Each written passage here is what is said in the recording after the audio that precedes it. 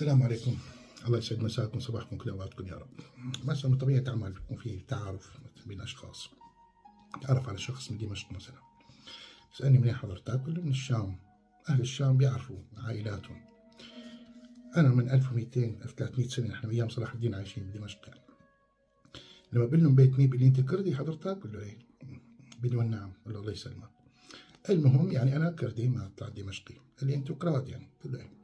طلعنا من دمشقية. المهم نقعد مع الكردي كمان نفس الحديث.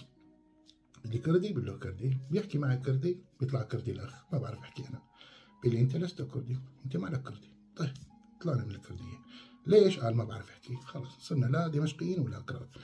تقعد مع شخص بقى بيحاكيك بدينك، ما عجبه حديثك، ما عرفت تجاوب، ما عرفت كذا، وخلص متمسك هو. بيقول لك أنت كافر. لك يا أخي والله أنا مسلم، والله أنا مسلم. خلاص كفرك، ما عرفت تجاوب. فحملنا حالنا وطلعنا على المريخ. طلعنا على المريخ، ما في حدا بالمريخ، فاضي. فإن حالنا زي جنب على ناس ما بتنداز. قعدنا هيك قررنا نطلع على الهند. رحنا على الهند، حط لنا شي نقطة حمراء هون ونحكي بقى بالهندي بكربني وبعدين يعني ضايع الطاسة هنيك. كل واحد بدينه وكل مين بحاله، أنا بديني وأنا بدينه، 3000 دين فيه. يحشر المرء مع من أحب. لك وين نروح بحالنا؟ يحشر المرء. يا أخي والله ما عشقتهم خلص يحشروا. عملنا حالنا ورجعنا. قامت الأيام بسوريا، شو بدنا نعمل بحالنا؟ دول عربية أغلبية مسكرة علينا، أقرب شيء الدول العربية نطلع دول عربية قريبة يعني. لا أوروبا فتحت أبوابها، طلعنا على أوروبا. دخلنا على أوروبا، قعدنا بنتسمع هيك على الإنترنت.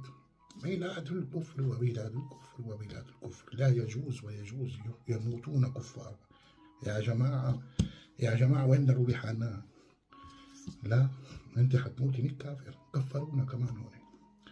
جماعة استقبلونا أحلى استقبال، طعمونا أحلى أكل، لبسونا، أعطونا رواتب، دارونا، ونتعامل مثلنا مثل أي مواطن هون. ما عجبهم يا جماعة، خلص ما عجبهم. شو سوي بحالنا بقى أنا؟ هو بيجي ببالك بقى شغلة خاطر شو تساوي؟ ما قال يحشر المرء مع من أحب. أنا أحسن كلمة عجبتني، أحسن شيء عجبني أنا بهالحديث، يحشر المرء مع من أحب. فأقعد بالعصفورية، وانا حابب المجانين. على فكره المجانين ما بيزعجوا، انت بتجن معهم بتكيف انت وياهم، احلى رواق. يحشر المرء مع من احب. انا حاببهم، حابب اقعد معهم. لا هذا بيقول لك طائفتك، هذا بيقول لك شو دينك، رح بيقول لك من وين انت.